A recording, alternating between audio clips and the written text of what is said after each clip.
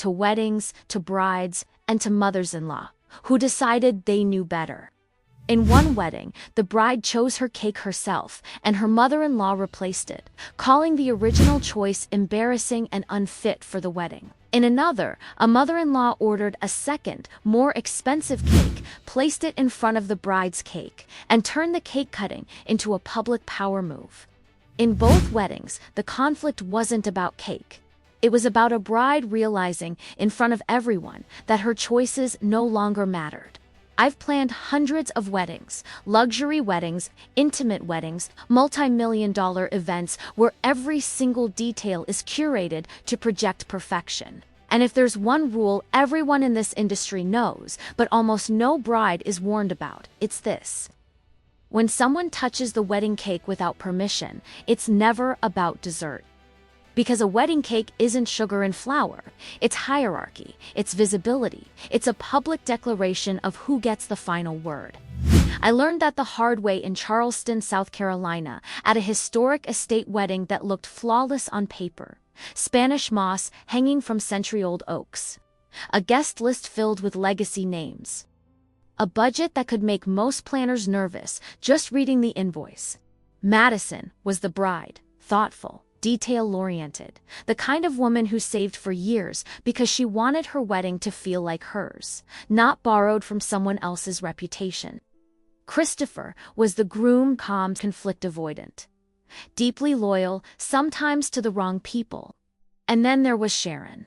Christopher's mother-in-law was the kind of woman who never raised her voice. She didn't need to, for her control came from certainty, the kind that tells you she believes her taste is objective truth. I remember Sharon standing beside me during the final venue walkthrough, arms crossed, staring at the empty cake table like it personally offended her. She leaned in and said, almost casually, "I just don't want anything embarrassing." That word stayed with me. Because in my experience, when a mother-in-law uses the word embarrassing, what she really means is disobedient. Madison had chosen the cake herself, a design that reflected her personality, understated, elegant, modern, not flashy, not towering, but intentional. And Sharon hated it. She never said that directly to Madison, of course. Instead, she framed everything as concern, experience, refinement. "I've been to more weddings than you've been alive," she told me once, smiling. "Trust me, people notice these things." Have you ever noticed how control often hides behind phrases like "trust me"? At that point, nothing had gone wrong yet. No confrontation, no explosion, just small signals, the kind you only recognize after the damage is done. And I'll be honest with you, this was the moment my professional instincts started whispering that something wasn't right. Because when someone fixates on the cake this early, they're not planning dessert, they're planning a message. And Madison had no idea that while she was getting ready, while her dress paid her makeup, her entire emotional world was focused on walking down that aisle. A decision had already been made without her. A decision that would erase a moment she could never get back. Let me ask you something before we go further. If someone replaces a core part of your wedding because they think your choice reflects badly on them, is that help or is it ownership? Because what Sharon did next answered that question very clearly. Madison's wedding day started the way most brides hope it will, quiet, emotional, suspended in that strange bubble where time feels slower. The bridal suite was tucked into the east wing of the estate, tall windows. Soft morning light filtering through sheer curtains, the kind of room that makes everything feel gentler than it really is. Her dress hung from an antique armoire, simple lines, custom tailoring, not cheap but not designed to scream money either. It was the result of months of careful budgeting, of trade-offs she never talked about. Fewer flowers so she could afford the dress she loved. A smaller guest list so the food would actually be good. That's something people don't always realize. A wedding budget isn't just numbers, it's emotional priorities in spreadsheet form. Madison had paid for most of this herself. Christopher contributed what he could. Sharon contributed opinions, lots of them. From the very beginning, Sharon positioned herself as a benefactor even when she wasn't paying. She'd say things like, "Families like ours have a certain standard, or you only get one chance to make the right impression." And every time she said our, Madison felt herself quietly removed from the sentence. I'd seen this dynamic before, many times. The bride thinks the pressure is about aesthetics, but it's really about territory. Sharon wasn't interested in Madison's vision. She was interested in preserving the family image, the version of it that existed long before Madison entered the picture. And the cake became the battleground. During planning meetings, Madison would talk about flavor with this small, almost apologetic smile, like she was asking permission to enjoy her own wedding. Vanilla bean with citrus, light, balanced, modern. Sharon would tilt her head, unimpressed. "That sounds trendy," she said once. "People expect something more traditional." Traditional, in Sharon's language, meant recognizable, predictable, approved by her social circle. I remember the baker calling me a week before the wedding, her voice tight. She asked Emily, "Has the order changed?" That question alone told me everything. Because when a vendor asks that late in the process, it usually means someone powerful has been in touch, someone who didn't introduce themselves as just another family member. Sure enough, Sharon had contacted the bakery directly. She criticized the design, she questioned the filling. She implied that Madison's choice might reflect poorly on the family name. And then she did something subtle but devastating. She paid, not for the original cake, for a replacement. A taller one, heavier, different flavors, different decoration. A cake that looked expensive. Have you ever noticed how money is often used not to help, but to overwrite? From Sharon's perspective, this wasn't sabotage, it was correction. And the most dangerous thing about people like Sharon is that they truly believe they're doing you a favor. Madison, meanwhile, had no idea. She was focused on her vows, on her makeup, on calming the knot in her stomach that had nothing to do with cake and everything to do with marrying into a family where she already felt measured. Christopher didn't intervene, not because he agreed, but because he didn't want conflict. And silence, in these situations, is rarely neutral. By the time Madison stepped into her dress, the replacement cake was already on its way to the venue. And Sharon wasn't finished asserting control. Because replacing the cake wasn't enough. She also decided she shouldn't have to wait. Let me pause here and ask you something honestly. If someone changes a major part of your wedding without telling you, do you think that decision happens impulsively? Or do you think it's been rehearsed in their mind long before the opportunity appears? Because what Sharon did next wasn't spontaneous at all. It was timed. By the time guests began arriving at the estate, everything looked exactly the way it was supposed to. The gravel driveway curved through manicured lawns, valets in pressed black suits. Soft music floating from the string quartet near the ceremony space. From the outside, this wedding was perfection. And that's the thing about well-executed sabotage, it blends in. Sharon arrived early, earlier than necessary. Earlier than anyone had asked her to. She walked the venue like she owned it. Not aggressively, not loudly. Just with the quiet confidence of someone who assumes access has already been granted.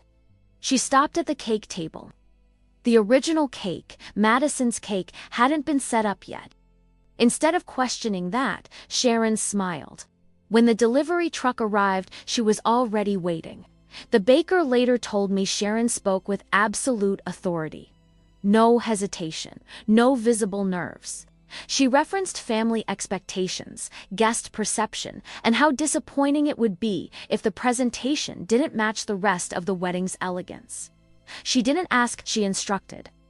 The replacement cake was installed without resistance. 3 tiers taller, heavier frosting, muted colors, traditional piping that screamed legacy and money. It was beautiful, in the way expensive things often are, when they're meant to overpower rather than express.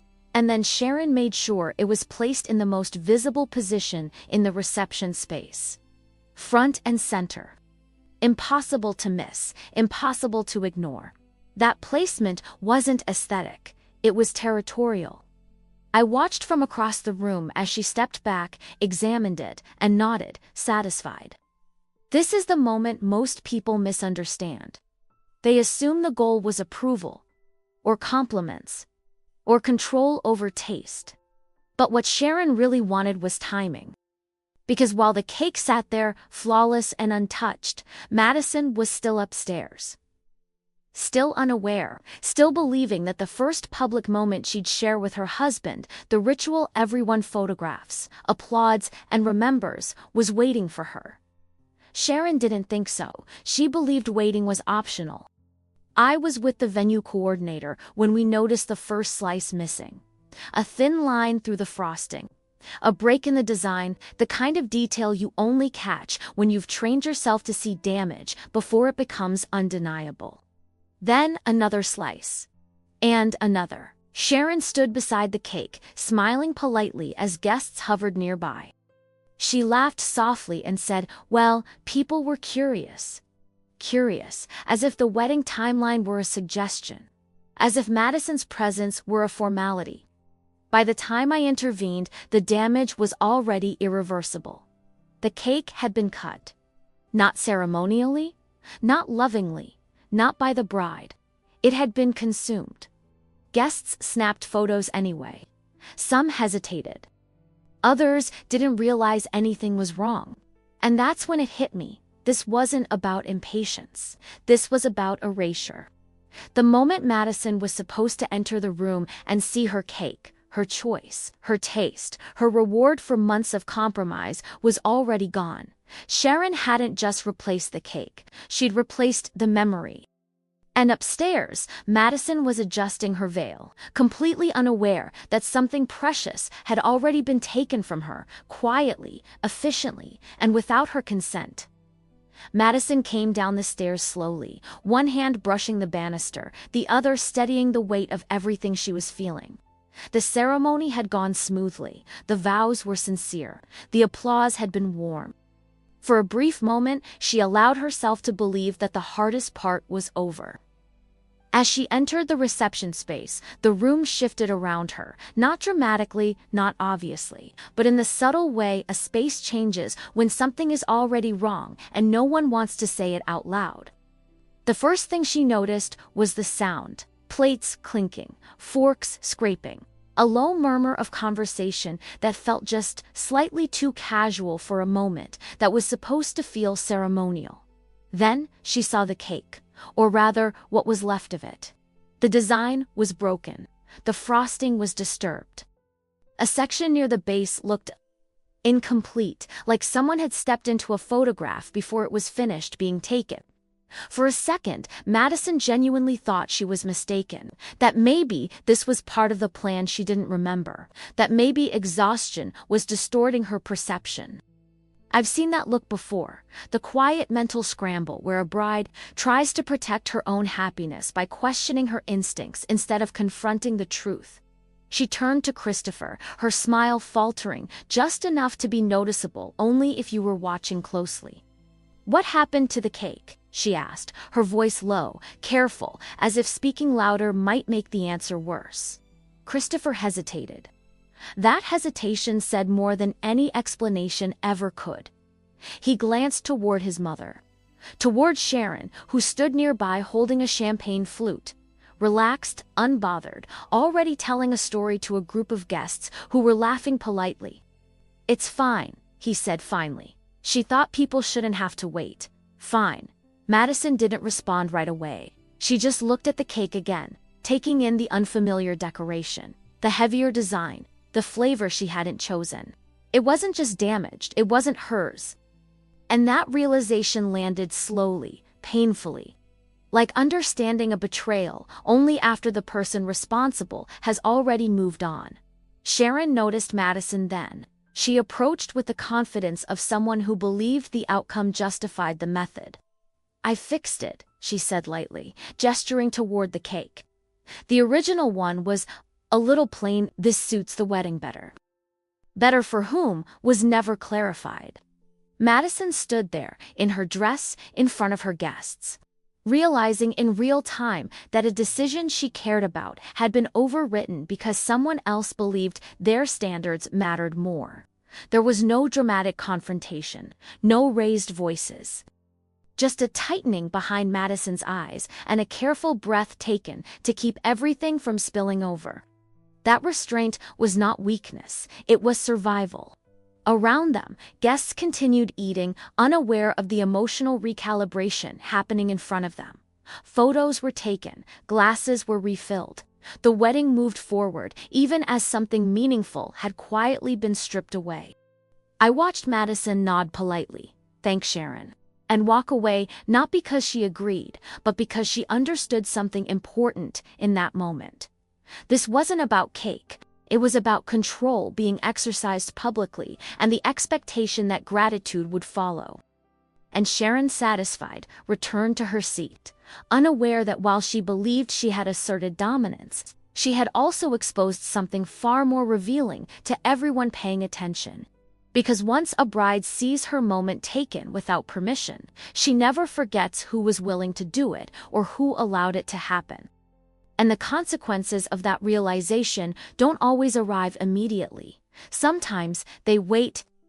What Sharon didn't anticipate was that control, when exercised too openly, has a way of turning against the person who wields it. As the evening progressed, the atmosphere around the reception subtly shifted. Conversations slowed. When Sharon approached, laughter softened, then stopped. Guests began to exchange looks, the kind that don't need explanation, the kind shared by people who have witnessed something uncomfortable and are quietly agreeing not to mention it. Word travels fast at weddings, faster than planners, families, or even the couple realize. Someone noticed the cake had been cut before the bride arrived. Someone else mentioned that it wasn't the cake Madison had talked about during the tasting. A bridesmaid whispered that Sharon had handled it. Handled it. That phrase followed Sharon like a shadow for the rest of the night. I remember standing near the bar when one of the venue staff leaned toward me and said, almost under their breath, "I've never seen a mother do that before." And that was the moment I knew the narrative had shifted. Because the cake, once a symbol of Sharon's authority, had become evidence. Madison, meanwhile, had grown quiet. Not withdrawn, not emotional in a visible way, but observant. She moved through the room differently now, watching who approached her, listening carefully to what they said, noting who avoided eye contact and who lingered with sympathy just beneath the surface. There's a kind of clarity that arrives after public humiliation, not explosive but sharpening. Guests began seeking Madison out, offering compliments that felt heavier than usual. "You look stunning, you handled everything so gracefully. I can't imagine how stressful today must have been." They weren't talking about the ceremony, they were talking about what Sharon had done without ever naming it. Sharon, on the other hand, appeared increasingly restless. She hovered near the cake table long after the moment had passed, explaining herself to anyone who would listen, reframing the situation as efficiency, hospitality, generosity. The more she spoke, the more defensive she sounded. And the clearer it became that she wasn't being misunderstood, she was being seen. Christopher finally approached Madison near the edge of the terrace, the night air cool against the tension that had followed them all evening. "I didn't think she'd go that far," he admitted quietly. Madison didn't respond right away. She looked back into the reception space, where his mother was mid-conversation, gesturing animatedly, still trying to control the story. "That's the problem," Madison said evenly. "No one ever thinks she will." That sentence landed harder than any argument could have. Because it wasn't about the cake anymore. It was about patterns, about boundaries ignored repeatedly until the cost became undeniable. By the end of the night, Sharon's presence had become isolating rather than commanding. People nodded politely. Conversations ended quickly. Her authority, so carefully curated, had cracked under the weight of its own visibility. The cake had been eaten, the moment had been lost, but the illusion of benevolent control had collapsed in front of everyone who mattered. And as Madison and Christopher prepared to leave, Sharon watched from a distance, no longer central, no longer directing, suddenly uncertain of where she stood. Power, once exposed, doesn't always disappear. Sometimes it just changes hands. By the time the estate fell quiet and the last guests disappeared into the night, the wedding had officially been labeled a success. The photos would look beautiful. The venue would be remembered fondly. The cake, or what remained of it, would be reduced to a footnote. That's how these moments are usually archived. But for Madison, something fundamental had shifted. In the days that followed, she replayed the scene not with anger, but with clarity. The small comments Sharon had made during planning, the way money was used as justification rather than support, the assumption that experience granted permission. All of it rearranged itself into a pattern that could no longer be ignored.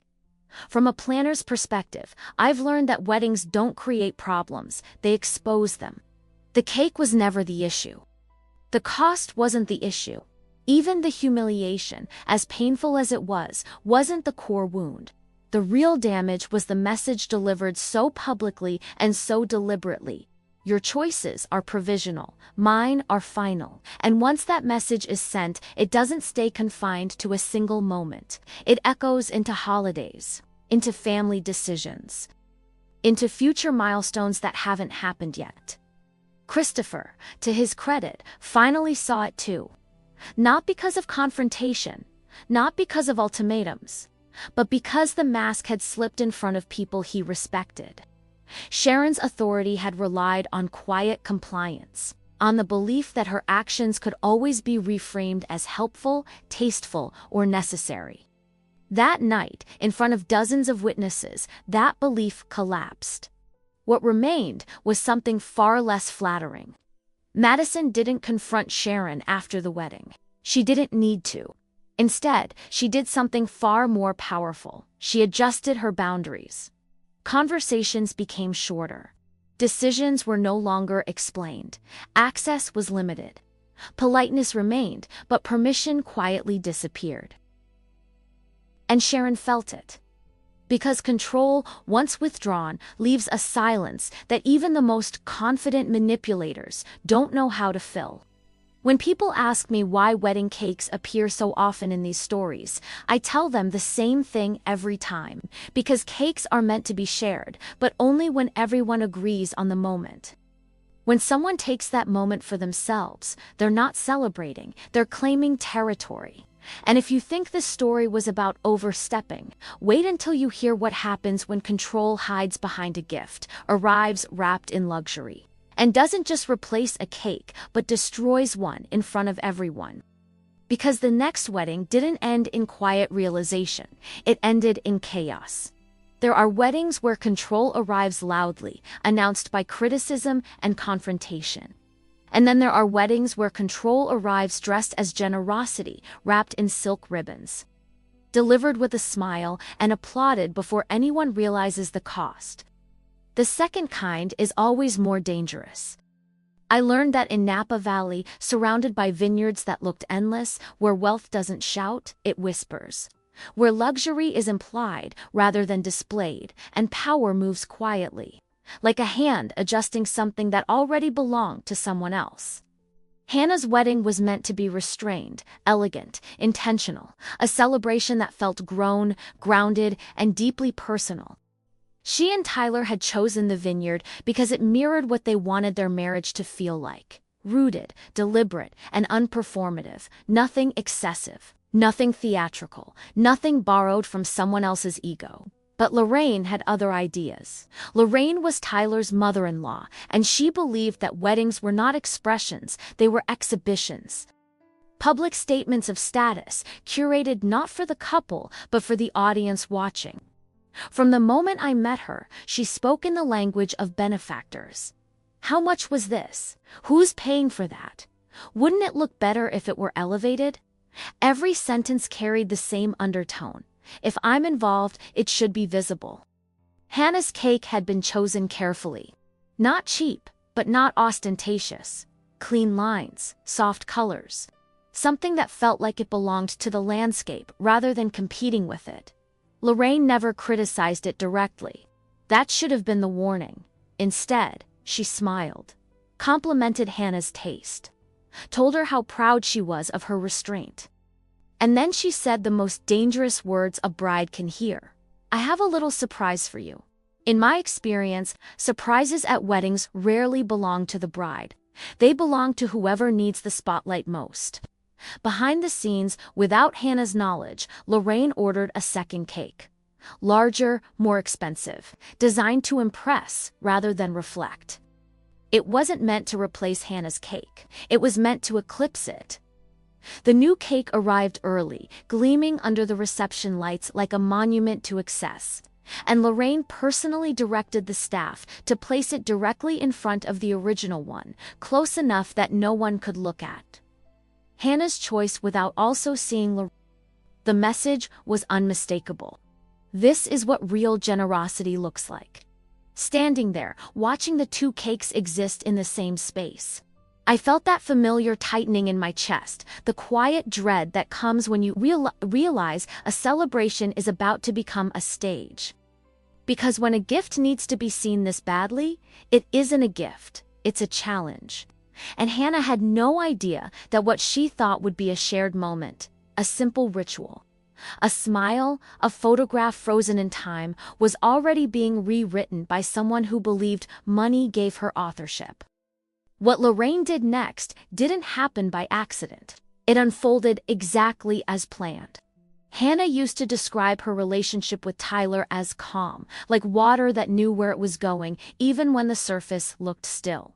They weren't dramatic people. They didn't thrive on spectacle.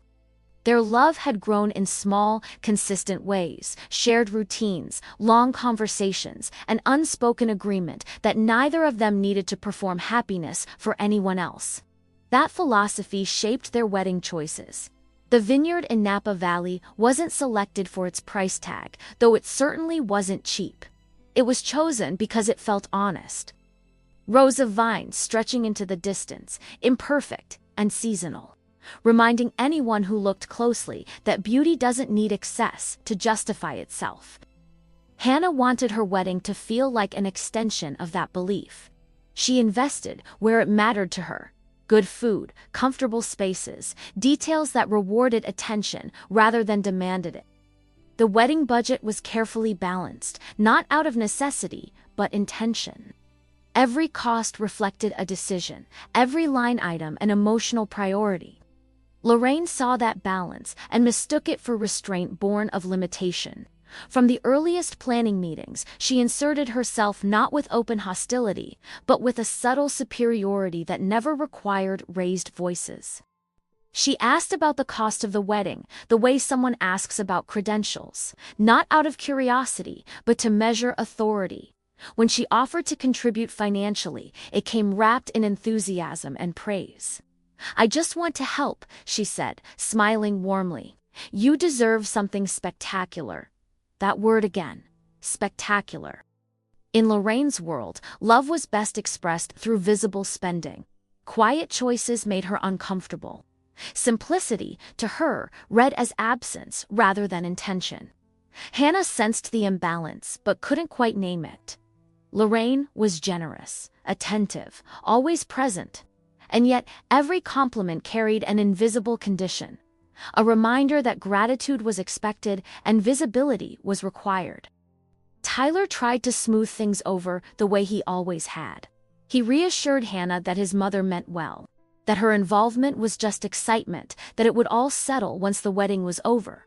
But weddings don't settle things, they magnify them. The cake was supposed to be one of the few elements untouched by negotiation. Hannah had worked closely with the baker, discussing texture, balance, proportion. The final design echoed the vineyard itself, understated, grounded, elegant, without shouting. Lorraine approved, or at least she pretended to. What Hannah didn't see were the private conversations, the separate meetings, the way Lorraine framed her involvement as enhancement rather than interference. She didn't criticize Hannah's choice, she simply positioned it as incomplete. "There's nothing wrong with it," Lorraine told the staff. "I just want to add something special." Add was the word she used. But addition, when placed in front of something else, can feel a lot like erasure. By the time Hannah was finishing her final fitting, Lorraine had already made arrangements that would change the entire dynamic of the reception. Deposits were paid, designs approved, instructions given, all without Hannah's knowledge. The second cake wasn't ordered out of impulse or excitement. It was ordered with precision. And as the vineyard prepared itself for celebration, something else was being carefully staged, not to honor the couple, but to reframe the story of who this wedding truly belonged to. By the afternoon of the wedding, the vineyard had transformed into something almost unreal. Sunlight spilled across the hills in long, golden strokes, catching on the glassware. The polished wood, the carefully arranged tables that seemed to float between nature and intention. Everything looked effortless, but nothing about this day had been effortless. Lorraine arrived early, as she always did. Not early in a frantic way, but early with purpose, the kind of arrival that assumes the day will bend around her schedule rather than the other way around. She walked through the reception space slowly, heels sinking slightly into the gravel paths, her gaze moving not like a guest's, but like a curator inspecting an exhibition. When the second cake arrived, it did not come quietly. The delivery itself was discreet, but the object was not. The cake was tall, architectural, almost sculptural, layered in flawless symmetry, adorned with details that demanded attention rather than rewarded observation. It gleamed under the reception lights like something designed to be photographed, discussed, remembered. Lorraine supervised its placement personally. She instructed the staff to position it directly in front of Hannah's cake, aligning it so that no camera angle could capture one without the other. From a distance, it looked intentional, almost collaborative, as if the two cakes were part of the same plan. Up close, the imbalance was unmistakable. One cake whispered. The other announced itself. Lorraine stepped back and smiled, satisfied not with beauty, but with dominance. This is where generosity becomes theater, because real generosity disappears into the moment. It doesn't need witnesses. It doesn't require comparison. What Lorraine offered needed both. As guests began to arrive, the reaction was immediate. Heads turned. Conversations paused. Compliments flowed not toward Hannah, but toward the spectacle Lorraine had installed at the center of the room. "Did you see that cake? That must have cost a fortune. How stunning!" Lorraine accepted the praise graciously, always redirecting it just enough to appear humble while never denying ownership. "It was just a little something extra," she said lightly. "A surprise for the kids. Surprise." The word hung in the air, shimmering with implication. Hannah noticed the cake only later, after the ceremony, when the emotional intensity of the vows had settled into something softer, something more vulnerable. She froze for just a moment, not long enough for anyone to react, but long enough for the meaning to register. Her cake was still there, but it was no longer alone. I watched her process it in real time, the polite smile forming automatically, the internal recalibration as she tried to understand whether she was allowed to feel unsettled by something that was, on the surface, a gift. That confusion is exactly where people like Lorraine thrive.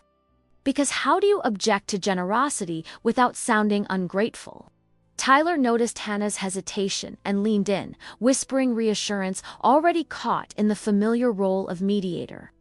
Smoothing over a situation he didn't fully understand, but felt responsible for managing. "It's fine," he said. She meant well. "Meant well" is one of the most expensive phrases in weddings. As the reception progressed, Lorraine lingered near the cakes, drawing attention to them, guiding guests toward the visual comparison she had so carefully engineered. Each compliment reinforced the hierarchy she was building, each glance a confirmation that her presence had altered the narrative of the room. This was no longer just Hannah and Tyler's wedding. It was Lorraine's display. And she wasn't finished. Because the true power move wasn't the cake itself, it was what she planned to do with it. As the sun began to dip behind the vineyard hills, the reception shifted into that fragile phase where celebration and exhaustion overlap. Glasses were refilled more slowly. Laughter softened. The air cooled just enough to make people lean closer to one another, creating pockets of intimacy scattered across the space. This was the moment reserved for ritual. The cake cutting. A pause in the evening where everything else recedes and the couple is meant to step forward together, framed by applause and anticipation. Performing a gesture that is less about dessert and more about unity, the symbolic first act of shared decision-making. Hannah had been waiting for it. Not because she cared about spectacle, but because it was one of the few moments left that still felt unclaimed. A quiet anchor in a day that had already been pulled in too many directions. Lorraine had been waiting but for a very different reason. She positioned herself near the cakes as the music shifted, her presence gradually becoming unavoidable. When the coordinator gave the signal, Lorraine moved first, not aggressively, not hurriedly, but with the kind of certainty that assumes no one would think to stop her. She lifted a glass and tapped it lightly, drawing attention. "Oh, don't be shy," she laughed. "Let's do the cake now." The room responded automatically. Chairs turned. Phones were raised. The ritual had been activated, but not by the bride. Hannah stepped forward instinctively, reaching for Tyler's hand, trying to reclaim the moment before it fully slipped away. For a brief second, it looked like she might succeed. Then, Lorraine closed the distance. She placed a hand on Hannah's arm, not forceful enough to cause a scene, but firm enough to redirect her. The gesture was subtle, almost maternal, the kind that could be explained away as affectionate if questioned later. In that same motion, Lorraine stepped between Hannah and the cakes. The effect was immediate and disorienting. Lorraine picked up the knife, smiling broadly, and gestured toward the larger cake, her cake. "Let's start with this one," she said, her voice carrying easily over the crowd. "It's sturdier. As if Hannah's choice were fragile, as if it required reinforcement. Hannah hesitated. Caught in that impossible space where asserting herself would mean contradicting a woman who had just publicly presented her dominance as generosity. The cameras were rolling. And then it happened. As Hannah tried to step around Lorraine, reaching toward her own cake, Lorraine shifted her weight just enough. Her elbow brushed the table, the stand wobbled. For a split second, the room held its breath. And then Hannah's cake tipped, frosting cracked first, like a fault line opening across something carefully constructed. The top tier slid, then collapsed, folding in on itself before crashing onto the table in a quiet, devastating mess of sugar, sponge, and intention. Gasps rippled through the guests. Someone laughed nervously. Someone else went silent. Lorraine froze, hand to her chest. "Oh my goodness," she exclaimed. "How awful," but her eyes betrayed her. There was no shock there, only calculation, already shifting into damage control. Hannah stood still, staring at what had just been destroyed. Not just the cake, but the last piece of the day that had belonged entirely to her. Her hands trembled slightly, then steadied as she lowered them to her sides. Tyler stepped forward too late. The moment was gone. Staff rushed in, apologizing profusely, trying to salvage something that couldn't be salvaged. Lorraine continued speaking, filling the silence with explanations, excuses, reassurances that everything would be fine, but no one was listening anymore. Because the truth had become impossible to ignore. This wasn't generosity gone wrong. This was control made visible and destructive. And once something collapses in front of an audience, it can never be rebuilt the same way. Chaos doesn't always arrive screaming. Sometimes it arrives in silence, the kind that spreads slowly through a crowd when everyone realizes they've just witnessed something that can't be politely ignored. After the cake collapsed, the vineyard seemed to hold its breath. The music faltered. Conversations dissolved mid. Guests stood frozen with phones half raised, unsure whether to keep recording or quietly lower their hands. Lorraine continued speaking, her voice filling the space like smoke after a fire. "It was an accident," she repeated, smiling too quickly, gesturing too broadly. "These things happen. Thank goodness I had a backup." Backup. That word landed heavily, because it reframed the destruction not as a loss, but as proof of her foresight, as if the collapse itself validated her intervention. But the room wasn't following her logic. People had seen the sequence, the timing, the way Lorraine had inserted herself into the ritual, the way Hannah had been physically redirected, the way the fall occurred at the exact moment control was being contested. Once people see choreography, they can't unsee it. I watched guests exchange looks that carried more meaning than words ever could. The social contract had shifted. Lorraine was no longer the generous matriarch. She was the disruptor, the woman who couldn't let the bride have a single uninterrupted moment. Staff moved quickly, attempting to restore order, but the emotional damage had already settled into the room like dust. No amount of efficiency could undo what everyone had felt. Hannah hadn't cried. That, more than anything, unsettled people. She stood there, composed, her expression unreadable, absorbing the weight of dozens of eyes, now watching her instead of Lorraine. In that stillness, something powerful happened. Sympathy crystallized. Guests approached quietly, offering words meant only for Hannah, apologies disguised as compliments, concern disguised as admiration. "I'm so sorry. You handled that with so much grace. That shouldn't have happened." None of them looked at Lorraine when they said it. Lorraine, sensing the shift, began to lose her footing socially. Her explanations grew longer, more defensive, more detailed, the surest sign that control was slipping. She hovered near Tyler, attempting to reassert relevance, but even he had gone quiet. The familiar reflex to smooth things over had finally failed him. There are moments when denial becomes impossible, not because of confrontation, but because of contrast. Lorraine was talking, Hannah was silent, and the room chose Hannah. By the time dessert plates were quietly cleared, no ceremony, no announcement, Lorraine found herself increasingly alone, her presence tolerated rather than welcomed. Conversations ended when she approached. Smiles didn't reach eyes. The admiration she expected never returned. The gift had destroyed the moment. And in doing so, it had destroyed the story Lorraine wanted everyone to believe. Because when generosity humiliates, it stops being generosity. It becomes evidence. And evidence has a way of changing how people remember everything that came before it. Long after the last guest left the vineyard and the lights were dimmed, the image that remained wasn't the collapsed cake or the scattered frosting. It was the silence that followed it.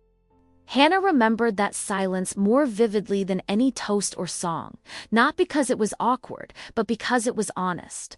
It stripped the evening of its performance and revealed something raw beneath the celebration. The truth about who had been centered and who had been overshadowed. In the days that followed, Lorraine tried to rewrite the story. She called it an unfortunate accident. She framed herself as the victim of poor setup, unstable tables, bad timing. She emphasized how much money she had spent, as if cost could substitute accountability. But once a moment is seen clearly, no amount of explanation can blur it again. The destruction of the cake had done something unexpected. It had given everyone permission to reassess, to revisit past interactions through a different lens, to recognize the pattern that had always been there but never fully named. The generosity that arrived with conditions, the gifts that demanded gratitude as payment, the help that required visibility to be considered valid. Tyler changed after that night. Not dramatically. Not in ways that would make for a satisfying confrontation scene, but in quieter, more consequential ways. He stopped translating his mother's behavior into something more palatable. He stopped asking Hannah to accommodate discomfort for the sake of peace. Because peace built on erasure isn't peace. It's compliance. As a wedding planner, I've learned that the most revealing moments at a wedding rarely involve speeches or vows. They happen in the margins, in who steps forward uninvited, in who controls the timing, in who believes their presence is more important than the couple's autonomy. In both of these weddings, the cake was treated as an object. But for the brides, it was something else entirely. It was time, it was choice, it was the right to experience a moment without interruption. When that right is taken, whether quietly or spectacularly, the damage isn't just emotional, it reshapes relationships, it redraws boundaries, it forces clarity where ambiguity once lived comfortably. Some mothers-in-law sabotage with replacement, others sabotage with destruction. But the motive is the same. Control disguised as care. And once you recognize it, you start seeing it everywhere, not just at weddings, but in families, in friendships, in every space where generosity is used as leverage. So the next time someone insists on helping in a way that erases your voice, pay attention to the timing, the visibility, and the cost. Because real gifts don't demand the spotlight. They leave room for you to stand in it.